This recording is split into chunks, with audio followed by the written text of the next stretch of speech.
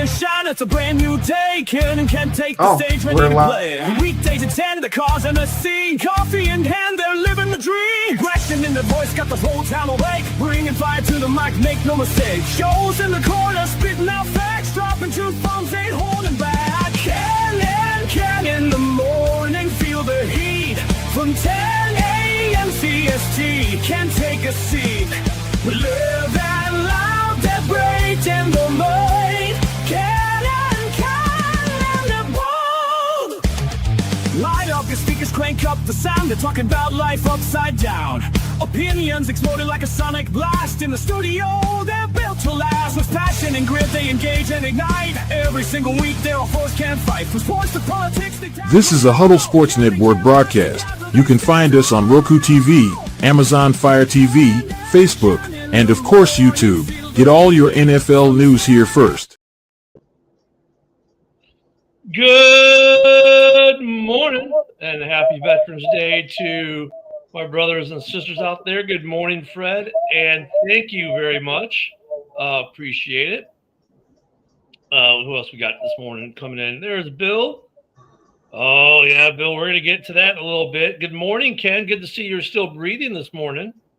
Yeah. I'm still breathing, but might have had a coronary.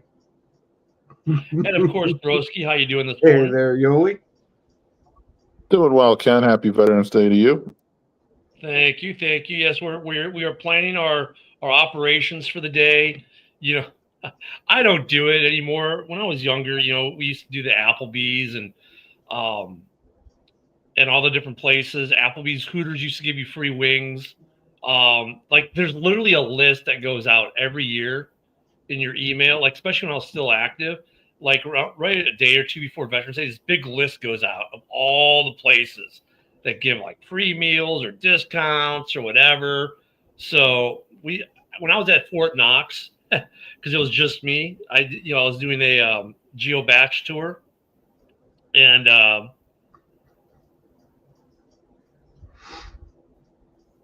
thank you, Corey.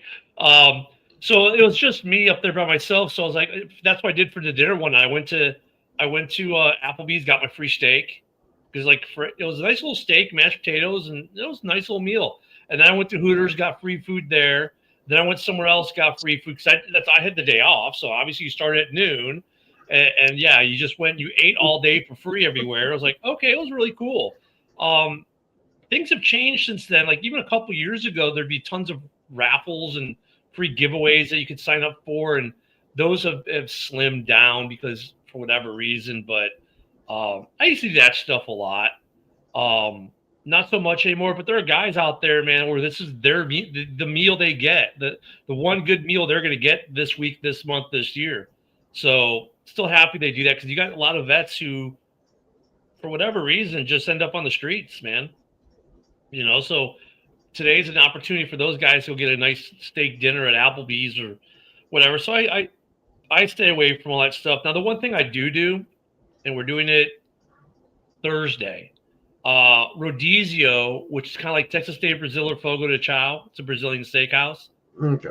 They offer veterans for $1 for that night. Usually it's like $35 plate, right? We get it for $1. Well, it's also my birthday here in a few days on the 18th.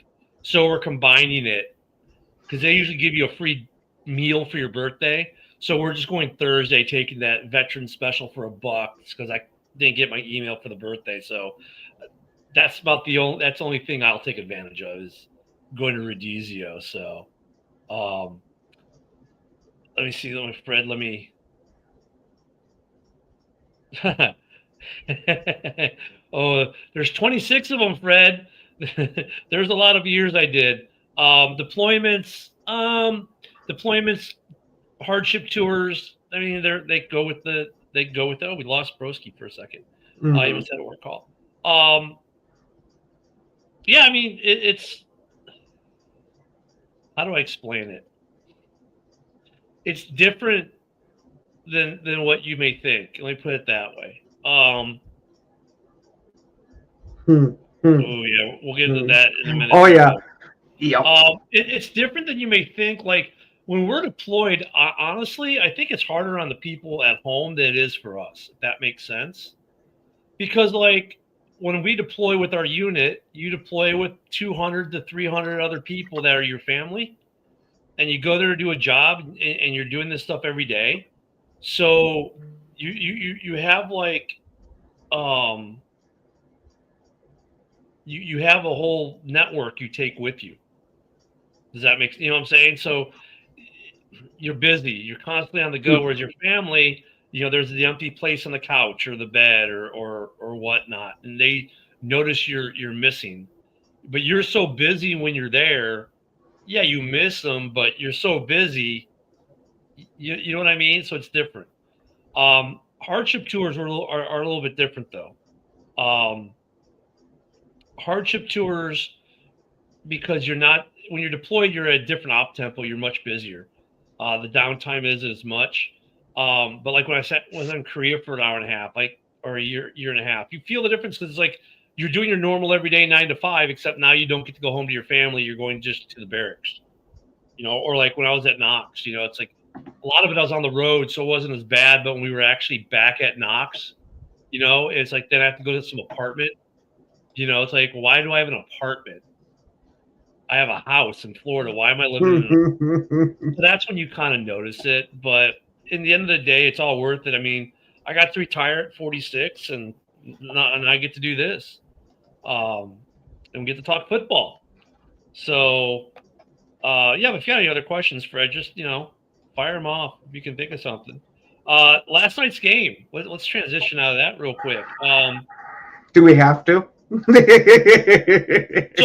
So look I didn't watch the game. I tracked the game, right? Because I was doing some other things last night, and I was like, wow, 0-0 at the half. And then finally the Eagles got a field goal, and I was like, oh, someone's going to score in this game. We're not going to get another tie. Okay. And then they got the touchdown. I'm like, oh, 10-0. This thing's going to be over. And then real quick, I go, shit, Packers got a touchdown back. Well, is this going to be one of those games where for 3 quarters, nothing, in the fourth quarter, it's let's trade blows and go for a fourth quarter shootout? And no. What I did notice in the stat line, the fumble Rooskies, Jordan Love, are you trying to become Justin Fields? It looked like a Justin Fields type of play. It was one of that was one of those. Dude, just take the freaking sack. Well, yeah, he had what? Did he throw? He didn't throw a pick yesterday, did he? No. But he had the 2 interceptions, and then Josh Jacobs with a fumble too, right? Yeah. That's pretty much what ended the game.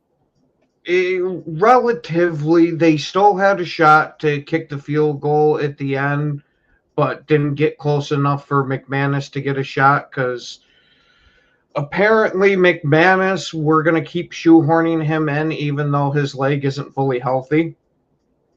The offense was terrible for Green Bay. It was completely out of sync for most of the night. Pretty much the only time they were competent was that touchdown they got. Other than that, the offense looked massively out of sync, and the drops even brought themselves back too. So this is 2 in a row at home. Mm-hmm. This is why you're hearing Packer fans chatter that we get many more of these type of games, and LaFleur might be out.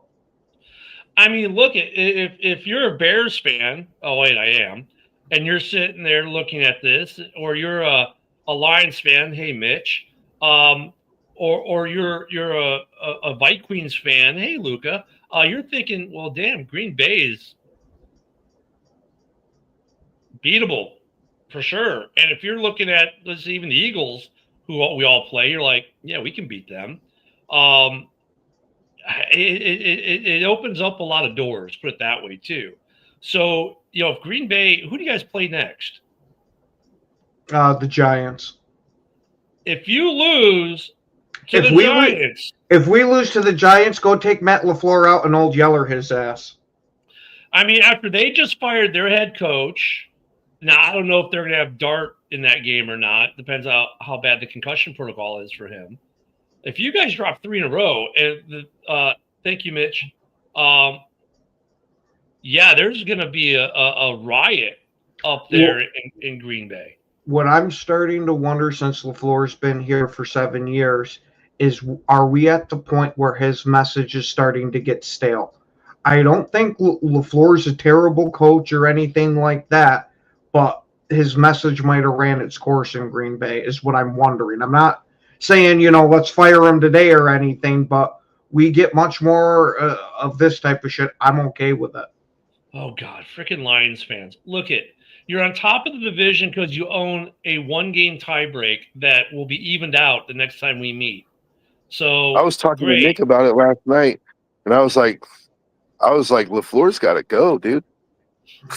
Like I said that last night in the text. I was like, LaFleur's got to go, bro. There's a lot of people chattering that because at least as of right now, it seems like LaFleur's offense is figured out. You know what, though? I mean, look, let me throw another side to that coin. Lovie Smith was in Chicago for 8 years. We get rid of him, and then we've been on this coaching carousel ever since. Mm-hmm. Sometimes, okay, fine. So LaFleur's having maybe a not-so-great season this year. It happens. You go get another head coach, guess what? You might end up looking for a head coach every other third year now. You know what I mean? I mean, there's okay, so they get figured out this year. Okay, fine. Look, there are other mitigating factors there, not just LaFleur, like his offense. I mean, look at it. Jordan Love has had some throws that were like, what the fuck were you thinking? Fumbles. LaFleur doesn't, that's not on LaFleur because the play he called might have been good, but the fumble, he didn't call that, So, I mean, I caution fans of any team to be like, oh, well, he's been here too long. It's getting old. It's getting stale. No, look at the guys on the field and maybe take them off the pedestals you put the players on. Because, good head coaches are hard to find in this league. Hence, the Bears went from Lovie Smith to Trestman to Wannstedt or whoever it was, to Fox to Nagy to, you know what I'm saying? It's hard to find a good head coach. And it's not all LaFleur's fault. Let's just call it what it is. This is the second game in a row where Jordan Love has looked less than stellar. And granted, he was not helped by your receivers. Like that Dobbs drop on third down in the third quarter, Nick was yelling. I could hear him yelling through the phone, you can't fucking drop that. You just can't drop that. And then Bo Melton drops it on fourth down. Look, dude. Hey, Jeremy chiming in there I want to say this real quick before we get back to from Rumble. The Rumble comments come through a lot better than the X comments are these days. Good morning there, JB. Look, so you can't blame the coach, man. And drops. There's some stuff you can blame on coaching. But I was gonna say you can blame a decent amount out of it because there were a lot of stupid ass play calls during that too. How many screens do you guys run, dude? That's 90% of the offense. I was gonna say, dude, that's one thing I can blame LaFleur for is you guys run screen after screen after screen after screen. Fuck, change it up, man. Can we get a slant in there somewhere, or maybe a dig or an out? Well, now you sound like a Bears fan. No more negative bubble screens. Yeah, dude. That's the Packers' bread and butter is those bubble screens, dude. But right now it's like moldy bread. So that was the impact of yesterday's game, right? They go from being in first place in the division to now third place in the division, and they go from being securely in the playoffs to now on the outside looking in. They're the seventh seed right now. No, you're not. I just looked at it. They're the seventh. How could that be? We just looked at it yesterday, and it said you guys were going to drop to the ninth seed. Yeah. Well, Let's pull it up. Let's pull up the current. Looking at it right now, San Francisco is behind us. Carolina, The only teams that are ahead of us are Chicago, the Rams, Tampa, Detroit, Seattle, and Philly. We're the 7th.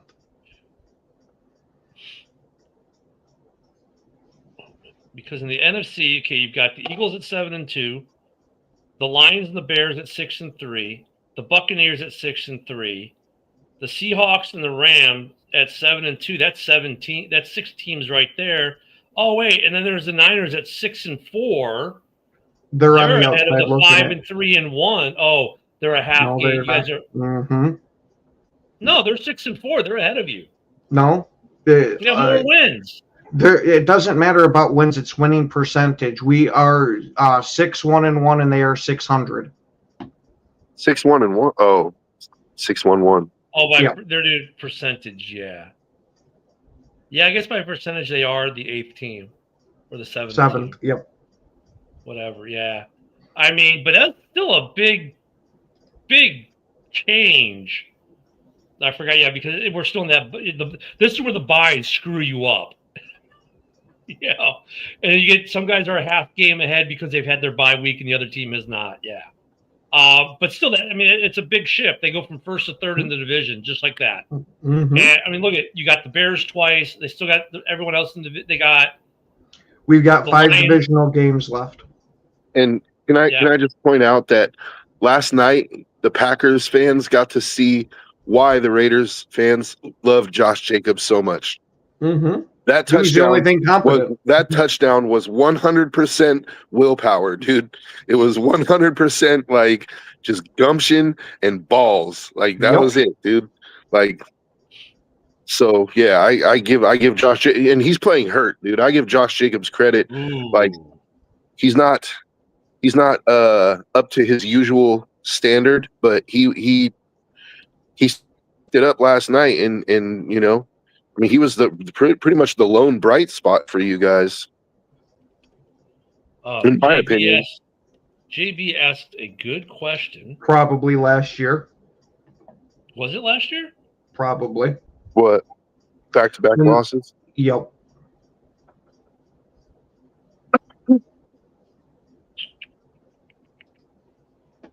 Yeah, they lost to San Francisco. Yeah, the Niners and the Bears last year.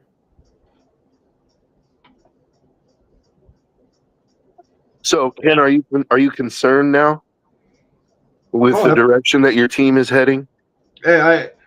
The defense, I have full confidence in. They've been holding teams down to exactly what you want, but the offense, I'm not having any confidence right now in, besides Jacobs getting decent yards and a touchdown.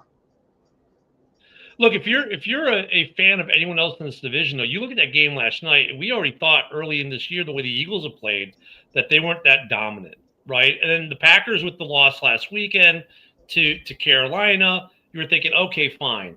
And then you watch that game last night, and if you're a fan of other teams, not the Eagles and the Packers, you're looking at both those teams going, oh, they're beatable. Because their offense for both teams, I mean, look at the defenses they played aren't bad. Don't get me wrong. But if you look at what they've done for the whole season, you're like, shit, these guys are beatable. I mean, Micah had 2 tackles, and he got those tackles in the 4th quarter. Like the whole game, he got me 0 points until the 4th quarter. I'm like, oh, geez, Michael Parsons should have benched him. He's going to get me 0 fantasy points. And he got me 2 tackles at the end of the game, no sacks. You know, so you're sitting there going, you know, like, and you look at some of these other offenses. I mean, look at Detroit, look at Chicago with the offenses they have, you know, being the top of the league. And you're going, well, Green Bay and Philly are winnable games, right? I mean, so that the more important, the other thing that comes from yesterday's game is there was like this air of top teams that kind of got deflated. You know what I'm saying? Like Philly's got the record, sure, but they're very beatable by any team in this league right now. The Packers, that those years of dominance are fading away, especially if you take what's happened the last couple of years. You know, I was going to say, if you're able to put anywhere from 13 to 20 points, it's almost like you're going to win because the offense ain't scoring that much. Yes. And that's what I'm saying. You look at the Bears are averaging over 21 points a game. You're like, well, shit, if we have an average offensive game, we'll win. Now, with our defense, that's another story. But I mean, that's what that dominance or that it factor that you had playing those teams is gone. They're human. Also, I think that injuries are starting to catch up with the Packers. And I know like people hate that injury thing, but like, so look, last week, Tucker Kraft went down early in the game, but the game was still close, right? Mm-hmm. And then you guys end up losing that game. You come in this week and you lose Jenkins, right? And then you put in Sean Ryan. I literally was on the phone with Nick while this was happening. Like Elton Jenkins goes out, you put Sean Ryan in at center, and I texted Nick. I asked Nick, I'm like, hey, doesn't Sean Ryan suck? And he was like, yeah, he really sucks. And the very first play, the very first snap, the Eagles blitzed their linebackers through the A gaps, and that's when that fumble happened. Like that bad Jordan Love fumble was because the Eagles blitzed linebackers through the A gaps on both sides of Sean Ryan. Now, I'm not saying that Elton Jenkins is going to block both linebackers. I mean, nobody can do that, right? But he's going to get at least one. I was going to say he's going to at least block one and hopefully get in the way of the other. Sean Ryan's just sitting there. Ooh, I probably should have touched those guys. Yeah, that's what I'm saying. Like, so I thought that was a tremendous play by the Eagles, like to take advantage of a situation where you know that this guy is not as good as Jenkins. You know that this guy's had struggles. So to me, that's not an accident. It's not a coincidence. Like they're like, hey, we're gonna shoot these A gaps right now while Ryan's it. You know, like that was a smart move. But I think that injuries are starting to catch up because now there's nobody on your team that can catch the ball other than Musgrave. Like, and he's not really. He's a decent tight end, but he's not the level of a Kraft or a Laporta. Yeah, you got Musgrave and Watson that can catch the ball. Anybody else, it's a toss up. You know what though? I had this thought this morning as I was freezing my ass off here in Florida because we actually had a freeze warning, so we all had to turn our pools on last night. You know, because we have our pools on timers. You don't run them 24 hours. You run them 8 hours a day for the water circulation. We saw the effects of cold weather this weekend for the first time. You want to think about how many drop balls were there this weekend? How many fumbles were there this weekend? A lot of that is weather based. Honestly, it's the first cold weather game. Think about it. Guys who normally are sure-handed or they may have dropped one or two, but not 3 or 4 in a game, or the amount of fumble. I mean, there's some cold weather. I mean, you're used to playing with a football being a certain way in the warm weather, and the football changes in the cold weather, right? It becomes a rock. So it becomes more slick. There's something to be said too for the first cold weather games. I don't want to say, well, it's the weather's fault, but dude, the weather plays an impact too. Like these are the first cold games where we actually saw where the temperature affects the football, and players need to adjust to that too. And there's something to be said about that. I get what you're saying and all, but these are guys that have been here for a while, and it's not like their first time dealing with the cold shit. No, it's not. But I mean, look at it.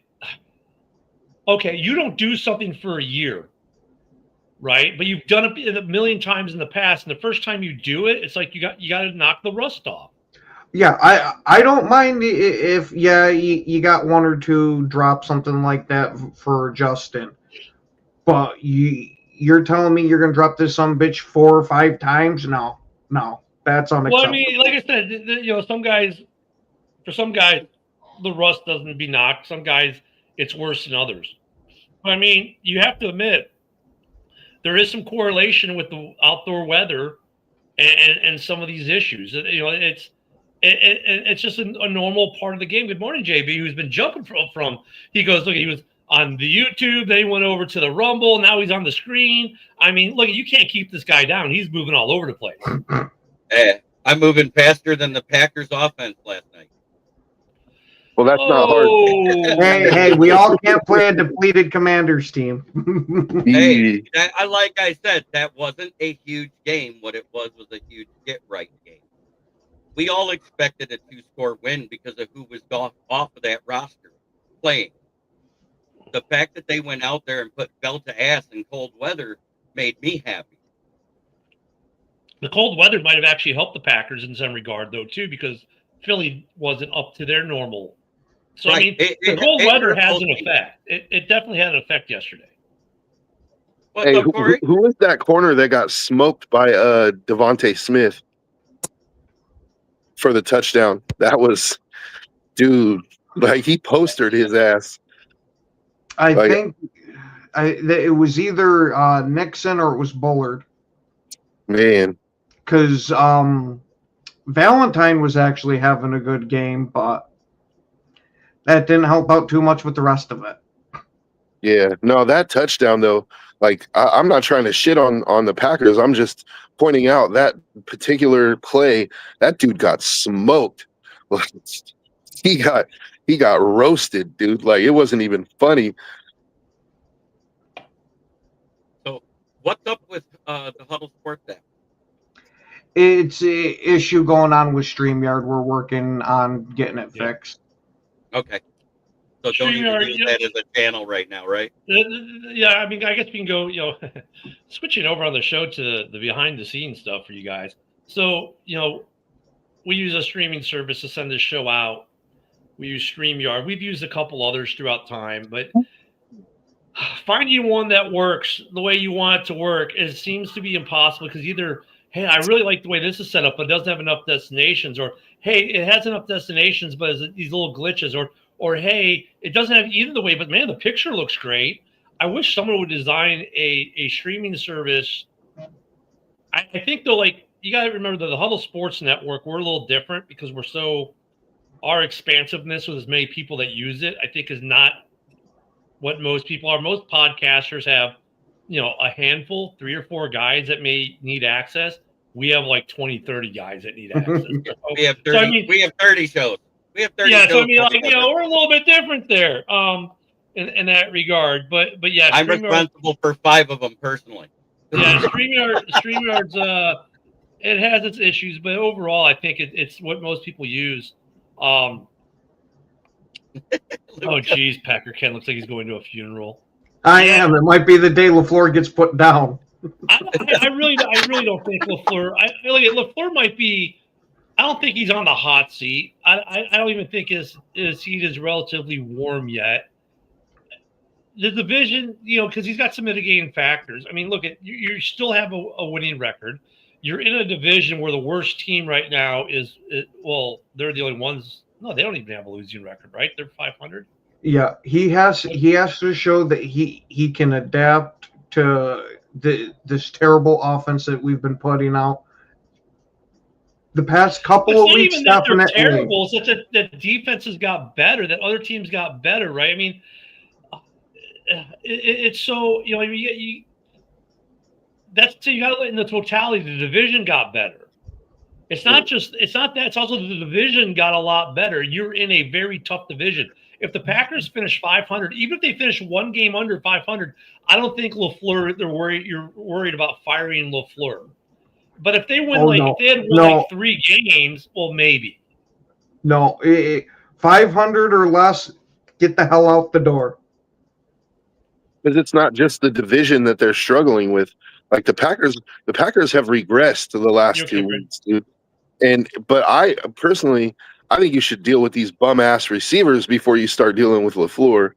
Like, like Dobbs has made some great catches for you guys, but And he's also made some yeah. really bad drops, dude, on key plays that you needed. And like, I don't know, man. Hey, real quick on Fred. I take it you're Eastern Standard Time, so it's 5:30 my time.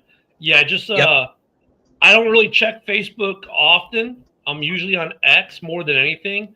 But if you do like a voice call or whatnot, if you want on I'll see it. You know what I'm saying? So it'll pop into my phone because I'm not normally on Facebook, but sure, feel free.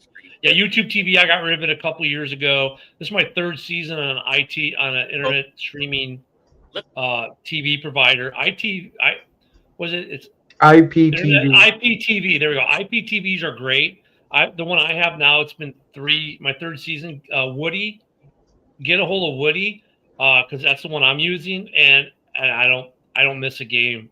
I don't miss a game. YouTube, I'm tired of paying $120 and I only get one or two NFL games a week. I'm like, I get them all now, and I pay like less for a year than I would pay for the season ticket for all my TVs. So I'm just laughing at the comments. yeah. Cold weather does that though. I mean, there's another piece. If you're a Packers fan, like, dude, your offensive line is like the Walking Dead. They're the Walking Wounded right now. So I mean, you've had injury issues there all year. I mean, great. Well, we need a different offensive coordinator. Well, if your offensive line can't protect the quarterback, I don't care who your coordinator is. It doesn't make a lick of difference if they can't execute plays because the offensive line can't hold them back. Hi, welcome Chicago Bears fans to the conversation for the last couple years. This is the first year we have an offensive line that can actually hold up where we can actually complete longer passing plays. That's why you get all these short passing plays, because the line can't hold that long. Amen. That's why you get screens. And when you're having communication issues on your O-line, as we saw the last few weeks with the Lions, you notice that this week it didn't look like there was any communication issues out there, did it? Yeah, I mean, think about it. You have a guy let's say you start the game with your 5, and then, I don't know, your tackle goes out or a guard goes out, and the replacement comes in. The communication is going to be off for a little bit. Sometimes it's off for only a play or two. Sometimes it's off for the rest of the game. Right. And I'm saying with our 5 starters that we had each game, and this goes all the way back to the game we barely beat the Bengals, if you think about it. It was the Chiefs game. Our O-line didn't look good. We lost. We didn't look good in the Bengals game offensive with the line, and look what happened. They almost came back in that game. We didn't look good against the Bucs, but we looked good enough defensively to win it. And then we looked bad the next week after the bye versus the Vikings. And I said last Friday on my show, I said, Morton contradicting the communication issues on offense over Dan Campbell was going to be the biggest problem for this team if he doesn't address it for the game. And he did. He said, fine, you're going to be the passing game coordinator and take a back seat. I'm calling the plays. So, I mean, Green Bay, they've got that issue too. They've got offensive linemen down, up, all over the place. I mean, they still have the cement hand receiving core. I mean, Green Bay, put this way, all your issues aren't because of Matt LaFleur. I don't think Matt LaFleur is me personally, I don't think he's in danger of getting fired. I understand why Packer fans are saying this, because they're used to a certain thing and they're not seeing that certain thing. But when you look at everything that's going on around, not just the division, but in general, like, the division's gotten better, the injury issues they've had. So there's some personnel issues there. So why not be looking at Gutekunst saying, why isn't Goody getting better backups, right? I mean, LaFleur can only field what he's given in terms of backups, and when you don't get good backups, that's not the head coach's fault. That's the GM's fault, right? They're the guys in charge of personnel. So, I mean, look, it's also on the offensive coordinator for not getting the backups ready to play. And it's also don't look at though. I mean, but Ken, that's okay, fine. There's about that much that goes to that. But I mean, look at there's a reason they're called backups and they're not starters, because they're not as good as the starter. So automatically when the backup comes in, expect a lower level of play. Sometimes you get lucky and the guy has a great day and he steps up and you don't feel it. But most times, more times than not, the play production drops off between the starter and the backup. That's why they're called backups. And I would just point out, last night it's not just like there's miscommunication, like you have injury issues, but like, for example, there was a 3rd down and Jordan Love completed this beautiful pass to Watson for like 25 yards, dude. And it gets called back on an illegal formation because the lineman reported eligible, but was covered up by a receiver on the line. So it called that back. Now they got like a 3rd and 19 and they end up having to punt on a drive that they were really moving the ball well. Like, You know, there's those issues. That's not coaching. Like, that's the I would offensive say lineman. that's coaching. 100% coaching, because you teach how to do the formation. If they don't do it, then you're supposed to get on that player. Did you see LaFleur getting on that player after the play? Yeah, but you can get on the player afterwards. But my point is that's 100% on the player. He's drilled this in practice. He knows where he's supposed to line up. He goes out there and lines up in the wrong way. That's not coaching. LaFleur didn't go out there and fuck that up. That was the offensive lineman that fucked that up. That was a beautifully drawn up play by LaFleur that would have went for a first down plus and got you guys into the red zone. And instead, now you're punting because this dude didn't take one step back off the line. Like, there's what happened? Who is messing with the? Sorry, I was trying to. There is something. Thank you. Purple screen. There is something to be said to what Joe has said, though, because and look, is it on coaching? Well, yes and no. So you're like JB and Ken, you're right. Joe, you're right. Joe's right because he's coached them at practice. They've drilled it. Then it comes out time for execution. Now this is where it's on the player. The player failed to execute. Now what did the coach do? He got in that ass after the points. We've practiced this 1,000 times. What the hell? Get your head in the game. So there's pieces of that, right? But at the point like yesterday, that was on there. That play itself is completely on the player failing to execute what they've been instructed and practiced to do all week or for the upcoming weeks. As long as they've practiced that play, the player screwed up. The player screwing up is not the coach's fault. See, I would give consistently. If it happens consistently, there we go. Then yes, but this is not that hasn't been the case though. No, it has. We've had multiple plays and touchdowns called back because of penalties. If what I was about to say is that I would give more credence to that argument if this was a one-off or even occasional type of thing. We see these stupid-ass penalties almost game in and game out. But like the play that happened yesterday, how often has that happened? With that, where the eligible receiver thing, where he's lined up improperly, is that every week occurrence with the same player? That's my thing with it. Is it's not even one or a couple guys that are making these penalties. It's been multiple guys over multiple years. But so let me ask you this, Ken. Let me ask you a question then.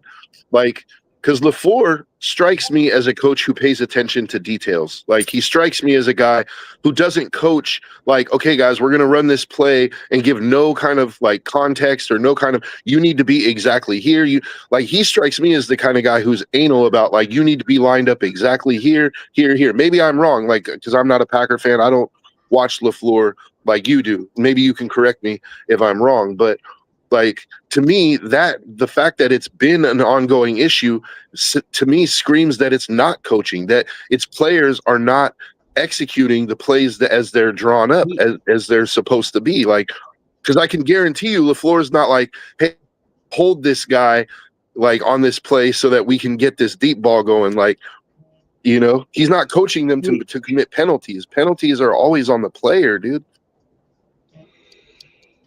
Broski, what do you think?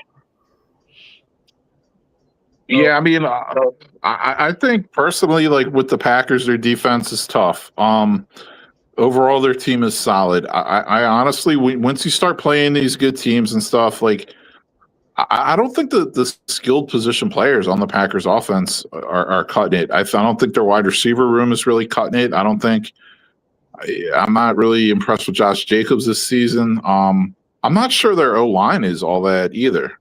So, you know, I'm having a hard time blaming a lot of it on Love. He deserves some criticism, sure, but I think it's the wide receiver room that's really letting them down, to tell you the truth. And Bill, you're absolutely right. Like, I didn't say that LaFleur deserves no blame. I said on that particular play that I don't believe it's coaching, but there's certainly coaching things that you can question too, including you just brought up, because Nick and I literally texted him when he did it. I'm like, 4th and 1 and you run out of shotgun? That's some Geno Smith shit right there, dude. Like, I literally said, You know that's some what's funny, Geno though? Smith shit right there, How dude. many times have we seen 3rd and 1, 4th and 1 out of shotgun that works? To me, that's stupid, dude. Go ahead. When it works, it's because they run out of the shotgun. Yeah. If you actually look at it, because they're expecting a pass play, so everybody drops into zone coverage, and then you do like a halfback draw or a quarterback draw, and you get that 1 yard. When you're actually doing a pass play at 4th and 1, and they're in that zone coverage, and everybody covers their zone, it's actually a lot harder than everybody thinks to complete that pass. And if I mean, there's a reason. Look, if there's a reason why someone like why do we say like for the Bears a couple years, well, why are we always running all these screens? Why are we running X? Why do we run Y? You know why coaches do these things? Because the statistical data shows them that they do work enough times to make it worth them doing. We as fans always remember the ones that don't. We very rarely remember the ones that do, to be fair. Right? We don't remember that 4th and 1 they ran out of shotgun and picked it, and the quarterback put the ball in the zone coverage where it needed to be and went for a touchdown or a big play. We remember though the ones that fail. We don't necessarily remember those other conversions. Like we just they converted 3 other 4th downs, but then you ask someone, how did you convert? And most people go, oh geez, I don't remember. It had to have been a run play. You get that kind of response. The reason why coaches do these things is because they work enough times that makes it worth their effort to do so. I mean, 4th and 1 out of shotgun works depending on the play you run and the coverage you see. I mean, how many times do we see 4th and 1 under center where it doesn't work? A lot. But we don't bitch about, why did you go 4th and 1 under center? That being said, before I bounced out to my show, we did have a little bit of Lions news last night. The guy we medically waived, but because he was a rookie, got to stay on the PUP list. Ahmad Hassanin was signed to the practice squad as an international pathways player, which means his salary doesn't count against the cap, and he gets to be the 17th guy as an extra person on the practice squad that can be activated at any time because he's a rookie. That's a chess move by a GM, if you think about it. Well, I mean, the Bears have had that in the past too. Yeah, that it's interesting. If you got to find a player that can meet the international requirement. I mean, that's cool that you get an extra guy in your practice squad. That is a nice thing to have, to be honest. I mean, it's just that's though I think that's gonna become more the norm. Give it about 4 or 5 more years, I think that'll be more the norm. Thank God his dad was stationed in Egypt when he was born. Yeah, there you go. That's what it is. He was born in Egypt. The first Egyptian-born NFL player in history. So, yeah, interesting what's going on with Green Bay last night. Interesting is actually what's going on with the Eagles, because look, the Eagles may have won, but the Eagles didn't look great either. The Eagles have not looked. They've won some games this year where they're counting their lucky stars. So if you're looking at your schedule and you face the Eagles or the Packers, like I said earlier, that air that used to kind of surround them is kind of that bubble's burst for a lot of teams. And look at who one of their losses was, the Giants in their division. Yeah. If Green Bay loses to the Giants, though, yeah, if Dabo got fired yesterday, I mean, we had some crazy stuff happen yesterday. I mean, yeah, look at Caleb gets another head coach fired, right? The Giants fire their head coach. We didn't even talk about that. Dable's gone. So we'll see. That's what I'm saying. The Packers lose to the Giants. This is actually the first time I heard about that. They fired Dable yesterday. Oh, you didn't hear about that? No. Yeah. Damn, that's crazy, dude. Like, I thought Dart would have saved his job for sure. No, Dart, I think he lost. I think it's possibly because they've been running Dart. So the play calling with Dart is put Dart in this position where now he's got a concussion. And they're like, well, hey, you need to protect our young quarterback, not put him in harm's way like that. a little insight as to what was going on. Mike Kafka, the OC, is now the interim head coach. And to start the season, he did not want Russell Wilson to be the starter. He wanted Jackson Dart because Jackson Dart looked better in the preseason than Russell Wilson did. Mhm. And Dabo wanted the veteran to save Dart. And I get it. But at the same time, once you use him, you call the plays instead of letting your OC call the plays, and you're getting him killed. So you know, if Dart isn't, well, you guys are on the bye, right, Ken? So I mean, right? You wait, no, we already had the bye. They had No, their you bye guys- in week 5. Yeah, it's like you already had the bye. So I mean, look, I don't know if we'll have to follow the Dart situation this week to see. But if let's say Dart's not there, right? If Dart's not there this Sunday and you guys lose to a Dartless, Russ-led Giants team, there will be full-on riots in Green Bay. Yep. And rightfully so. I don't think there's any way that's happening. You lose to the Giants without Jackson Dart and having Russell Wilson as the quarterback. I'm okay with firing LaFleur at that point. And we all know I love LaFleur. The thing is Russell Wilson has not been named the starter yet. It could Well, yeah, because they're waiting to see what's going to happen with Dart. I was going to say they should run crab legs out there. No, Yeah, I mean, no, I because would they look at. I mean, if you're the Giants, you want to see, hey, can Dart go? If he can go, he's your starter. So yeah, they're not going to name a starter until they know what's up with the concussion protocol. Probably by and that's in 2 days. Thursday or Friday. Well, they'll have at an this idea. point, I'm considering putting him on the shelf the rest of the year. This supposedly is the fourth time he's been in concussion protocol this season. Daboll's a fucking scumbag for just trying to save his job and run this rookie into the ground after he's had concussion issues. Like, is he or is he not the future, franchise quarterback for you? Because if he is, you're sure not treating him like he is. You know what though? It's easy to say that. It's harder to do it because Dude, Rose, you get you get the fans you get the fans like that aren't us. The casual fan who just wants to see their team win. They don't care how many wins they get. As long as they win some games, they're going to be happier. But if you shelve them, now you're telling the fans, well, we don't care anymore. I don't know if it's that or if it's you look at long term. I'm like, this guy's the future of our franchise. Right, why are we going to go all in now? But that's how we think, because we're thinking more tactically. But like the average everyday fan isn't thinking about next year. They're thinking about this year, and they're like, well, why are you going to tell me that we're going to suck? And Right. there's all that. I hate to say politics, but I'm referring to how their GM should be thinking. Like, I that's probably why understand. Dabble got his ass fucking canned. Look, there's that whole. I don't want for lack of a better term, there's that whole political side of it. Like, why do you guys throw them out there? Like you and I agree with you. I agree with you, broski. Like, if I'm looking, I sit Dart for the rest of the year, right? I don't really throw them out there this year. This year's lost to them. Why would I want to kill the kid now? But then the other train of thought is, but you want to get the good experience. But with all these concussions, no, let him let him sit for 2 or 3 weeks, right? Be far, far removed from a concussion.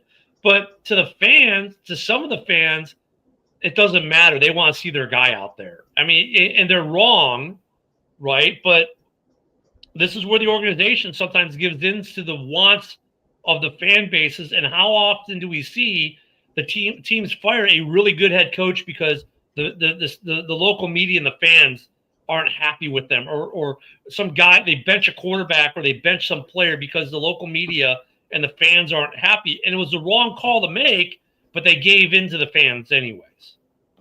See, but this problem or this issue is multifaceted though, because right.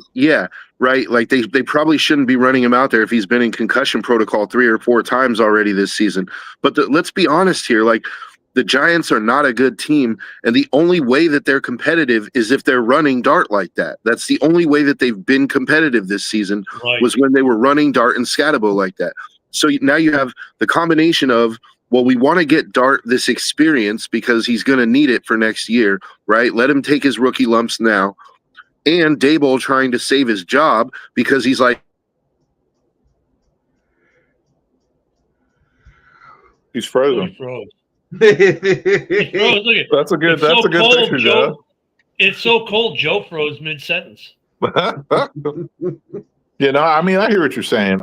But it's funny. So I'm thinking, so the Packers play at the Giants next week. Is that correct? Yep. Yeah. Dude, I mean, you get Russell the Muscle out there. Now the Packers are going to be starting a backup center. I hate when it does The that. Packers might have just shot their load this game. They might be really deflated, coming off a short week. Need I say this might be a little upset brewing? No, I mean, look at Broski, look at Dart plays. I think there's a lot more of it. Look at Russ. For as much shit as we give Russ, he could still have a game. He could regain himself for a game. I mean, look at Ken Jenkins said no, but hey, did you watch the passes? And I'll tell you what, all the pressure in the world is going to be on Green Bay, and the Giants are going to be fired up playing for their new head coach that first game. And you know what, they might have a little shot of rejuvenation in them, you know. Yeah, I mean, look at and we say look at another older quarterback that fucking retired, was literally retired and came off the couch, and now we're 3 years later, and he's still playing good ball. He's playing good ball right now in Cincinnati. I mean, Russ still has the capability within him to have a good game. New head coach, new energy. Who knows? I mean, if it's Russell Wilson, wouldn't it be funny if next week Russell Wilson has his best game in 3 years? It could happen. Yeah. Hey, honestly, and that D line comes out and puts pressure on that interior O line of the Packers with the backup center.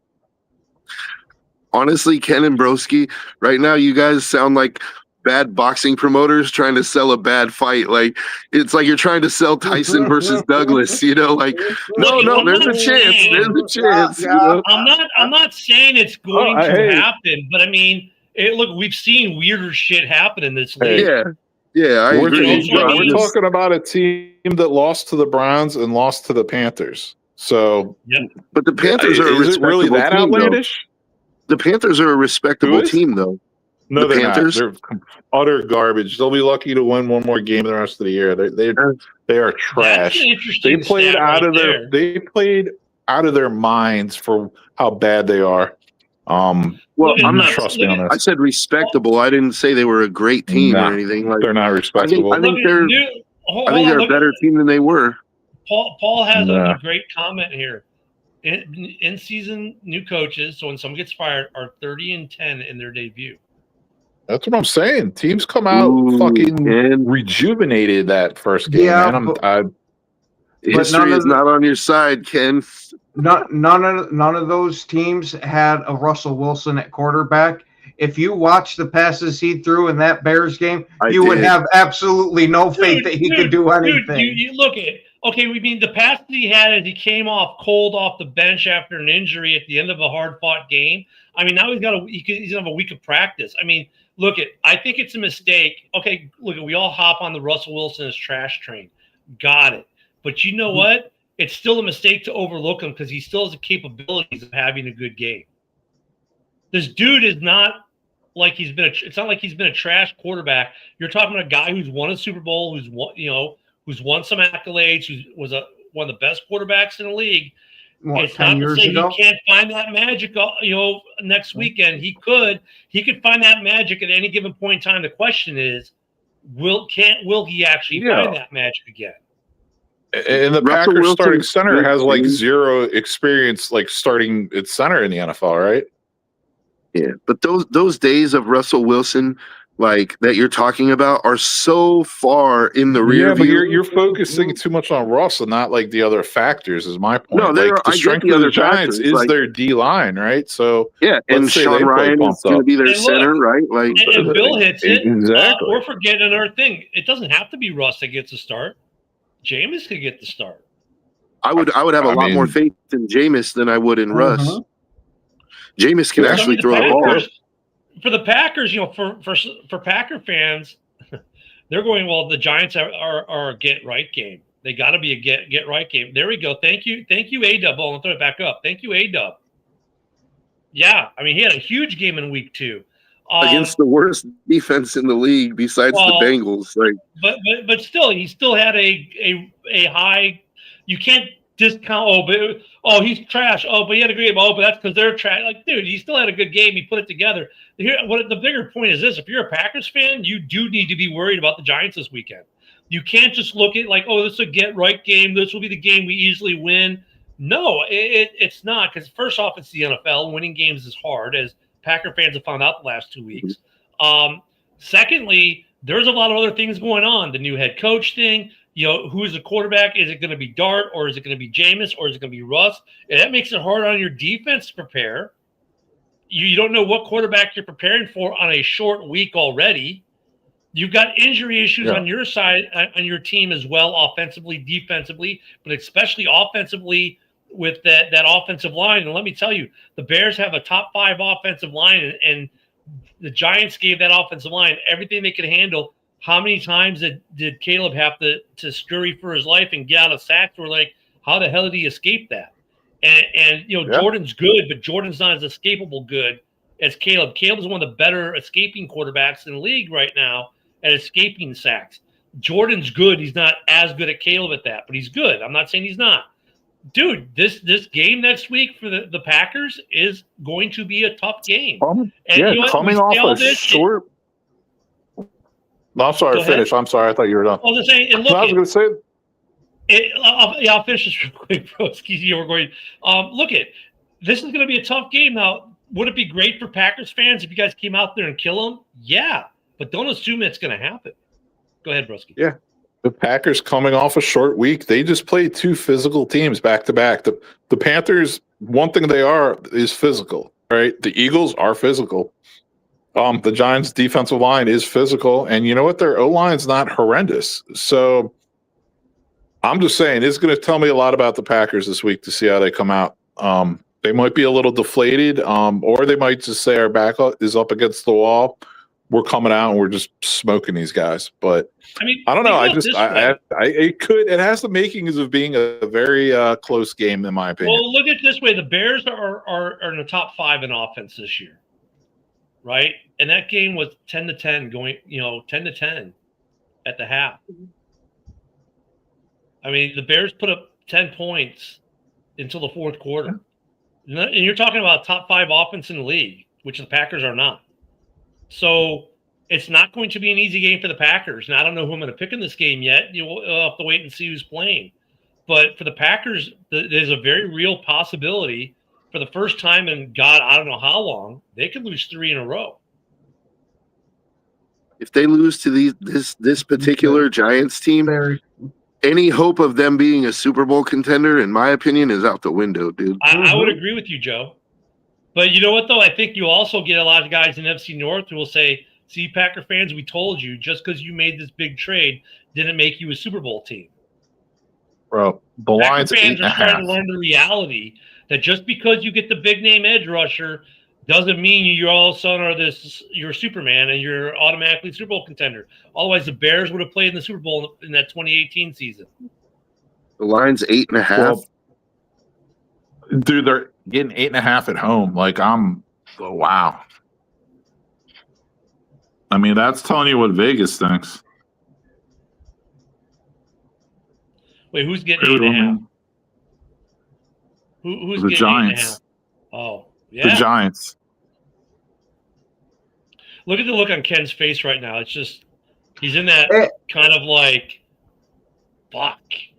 No, it's the. I think this was sponsored by Disney. When you wish upon a star. But you better wish you win a game this week. Yeah. But Ken, if you look at it though, there's a lot. Look at all the different factors. This is not the same Green Bay. This is not the Green Bay of 4 years ago or even 3 years ago. This is a different team with different issues and problems. And yeah, you're going against a New York team that record isn't good, but they've been in close games. Here's the thing people got to remember with the NFL and records. Just because a team, let's say, is a 7-3, okay, well then by that aspect, Miami shouldn't have even been in the game against Buffalo. Yet they clobbered Buffalo this weekend.